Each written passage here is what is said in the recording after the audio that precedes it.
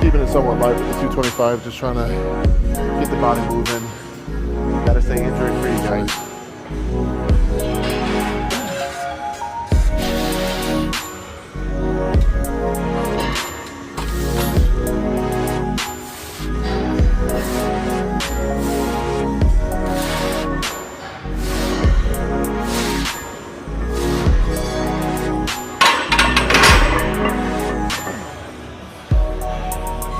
So when we're talking about rest in between, we're going anywhere from 30 seconds to a minute. Right now I'm more focused on just getting in hard and trying getting out. Those 2-3 hour weight sessions, that'll have to wait until after I get recovered from the prep that I just had.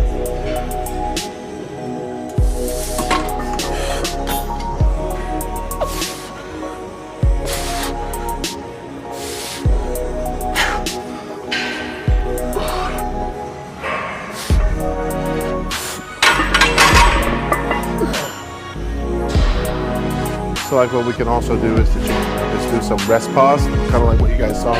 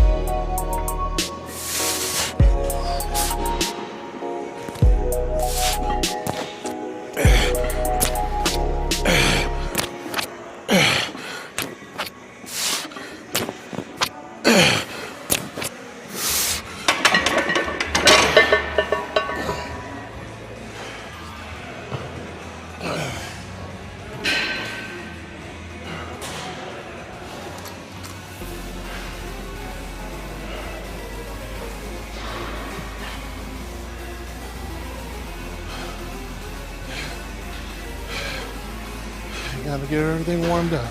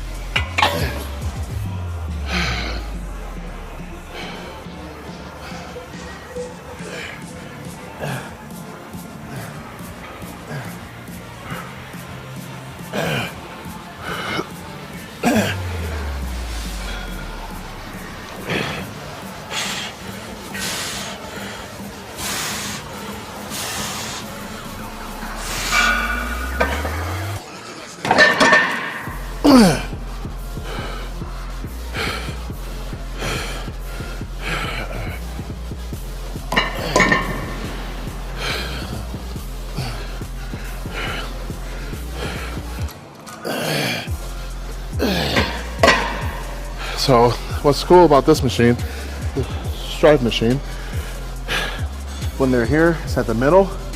When it's up here, it's at the beginning of the of the exercise. And when it's here, it puts more emphasis on the end of the rep. So it's hard just pushing the damn thing up. So what I'm doing right now, I'm overloading the beginning part of this exercise.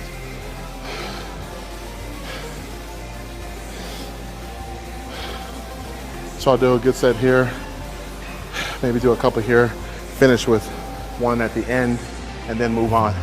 And that way we're getting not just the beginning, but the middle and the end of each workout. And then you'll notice like where you're most strong at, where you failed at. Some people can't even get it up, but once they get it going, they're fine.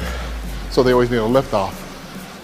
So you want to do the beginning, but for those guys that have a hard time getting at that last rep and they're squirming and stuff like that, you want to maybe lower the weight and focus more just on the end.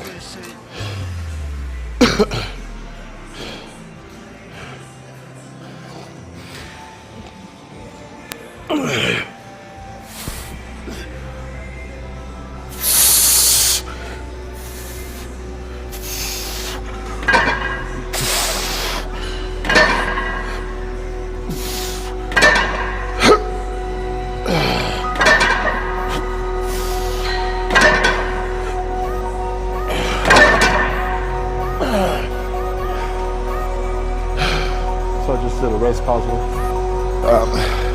Just did some rest pause on this. I think on this machine in particular, doing rest pause is something serious. Because really you could just overload this part, so when you're doing rest pause, it hurts even more.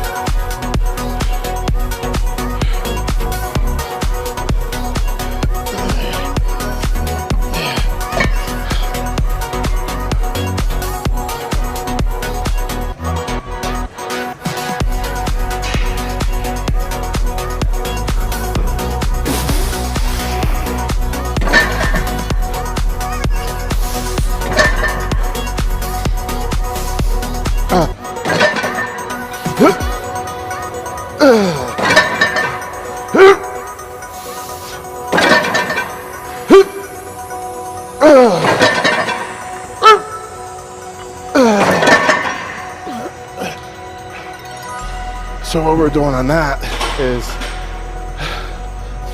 at the end of the rep is where it got the most difficult. So this is teaching you at the end to stick it. So this would be important for guys, I wouldn't say for like powerlifting meets or anything like that, but for people that are getting ready for shows that need to really focus on that maximum contraction, the peak of the exercise, this machine for sure will help you get that.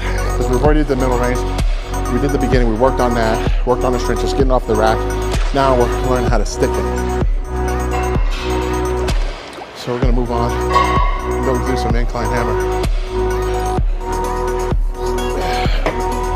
So normally I would go after this thing and you ever get this like one plate fill usually goes to 5 if not 6.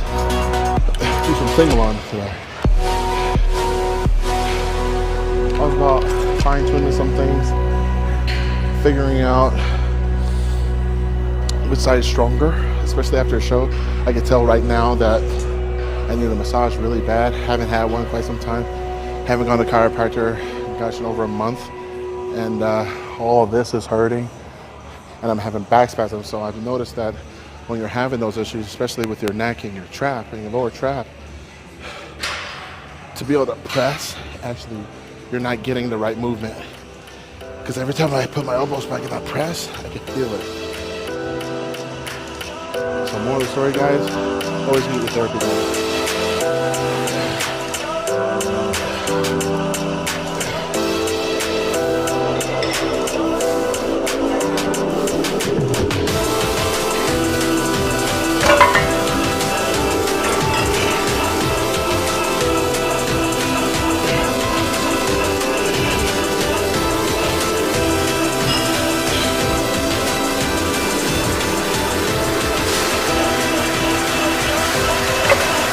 You notice these are really tricky because, like most exercise with the machine, you gotta find that sweet spot.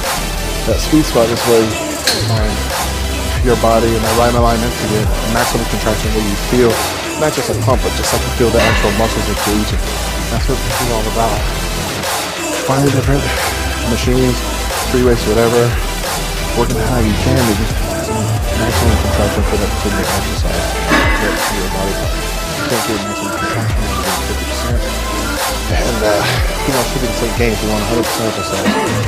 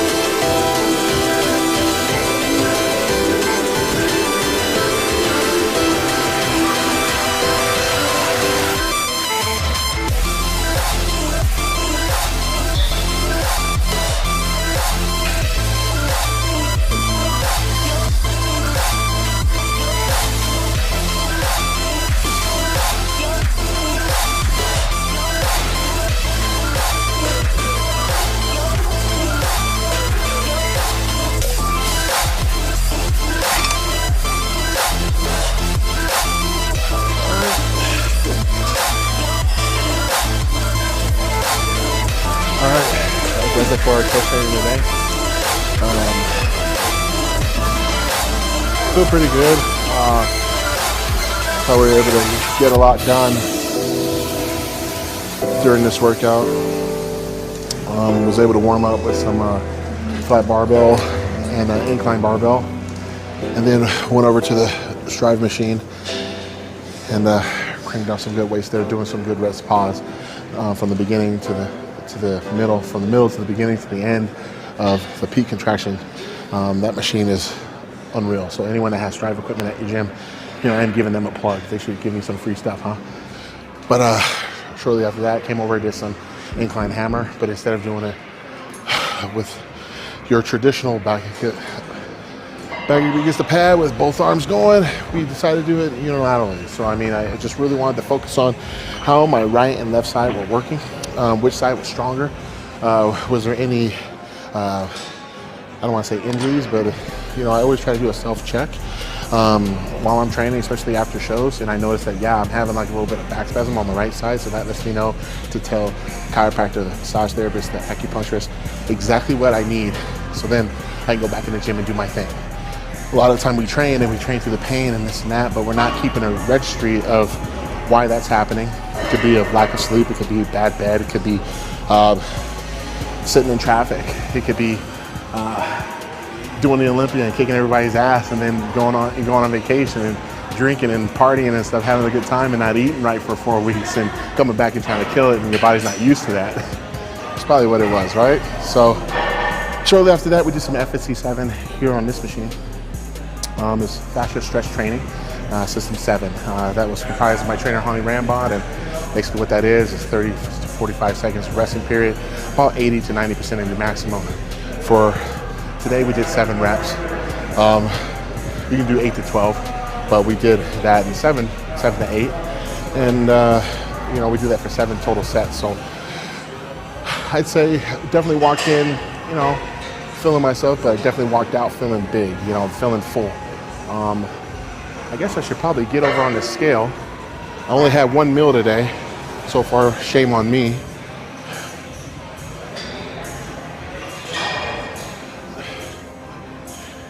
And I'm sure, let me turn on, is there a light? Hey, Zobo, how you doing? Good, how are you? Oh, good. Watch your back. Yeah. So, right now it reads 273. Not bad after first meal of the day, so